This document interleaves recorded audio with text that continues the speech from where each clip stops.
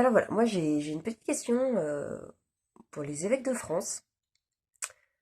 Je représente l'association Pèlerinage traditionnel La Salette. On organise chaque année depuis 2023 un pèlerinage au sanctuaire de la Salette. Jusqu'à présent, on a toujours pu avoir la messe au sanctuaire. Aucun problème. Et bon, cette année, avec la neige, tout ça qui est tombé et qu'on a déplacé la date de notre pèlerinage à mi-mars pour la mi-carême, on s'est vu refuser 2 jours avant, donc le 12 mars, l'accès au sanctuaire pour célébrer la messe en rite Saint-Pie V. Donc nous n'avons pu que avoir le salut du Saint-Sacrement. C'est pas le recteur qui nous a interdit, bien au contraire, il était bien embêté. C'est l'évêque, Monseigneur Echen, évêque de Grenoble-Vienne, qui nous a interdit la messe au sanctuaire, ainsi que dans les églises autour, hein. Et même pour des messes à titre personnel, il nous les a interdits alors qu'on demande ça qu'une fois par an. Parce que c'est la messe en rite Saint-Pie V. Donc on s'est fait éjecter, hein, refuser l'accès aux églises, dont je pars du principe que tout catholique a le droit d'entrer dedans. Et on a fini du coup notre pèlerinage dans une salle polyvalente, salle des fêtes quoi, hein, de village pour célébrer la messe.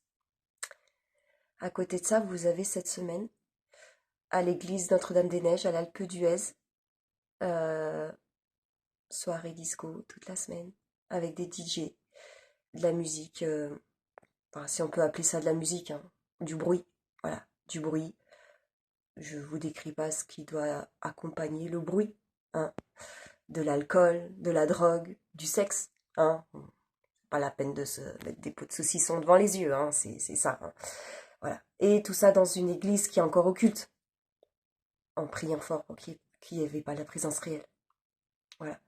Donc ça, c'est autorisé. Donc si vous demandez une église encore occulte pour faire la fête, c'est bon. Par contre, si vous demandez une église pour prier, pour dire une messe, on ne peut pas. Donc la fête est dans l'église, la messe, qui est censée être dans l'église, est dans la salle des fêtes. Alors moi, il faut qu'on m'explique, parce que alors j'ai peut-être pas tout capté, hein, la religion, c'est assez complexe. Je sais pas, j'aurais besoin d'une explication. Parce qu'à partir de ce moment-là, l'année prochaine, au lieu de proposer aux pèlerins qui viennent la veille, donc le vendredi par exemple, comme cette année, et qui sont descendus à l'église pour faire une veillée de prière d'une demi-heure, bah, je demanderai à l'évêque du coup de faire une soirée disco. Je sais pas, c'est plus vivant, hein. C'est vachement plus cool quand même que de prier. C'est barbant, prier, hein. Tout le monde le dit, tout le monde le sait, hein. C'est chiant, hein. Alors qu'une soirée disco, franchement, c'est cool, quoi. En plus, ça va prévenir des jeunes. Puis ça fait vivre le patrimoine, hein. Alors que c'est vrai qu'en plus, quand c'est une église qui est fermée toute l'année, comme nous, dans notre village, et vous demandez une fois par an la messe, bah, c'est clair que si vous demandez une soirée disco, quand même, oh, c'est plus ouvert, quoi. Bah ouais, hein. Ça donne en plus envie aux gens de venir. Donc là, je pense que j'aurai très certainement l'approbation de Monseigneur. Enfin, j'espère, parce que sinon, ce serait pas juste. Parce que je vois pas pourquoi dans une église à l'Alpe d'Huez, on peut faire la fête, et puis pas dans l'église de mon village. Ah, c'est pas juste. Mais puis pas de problème, on dira la messe du coup dans la salle des fêtes. C'est, c'est logique. C'est tout à fait logique. Donc voilà, moi j'aimerais bien avoir une réponse. Voilà, j'ai envoyé un petit mail à Monseigneur Echen.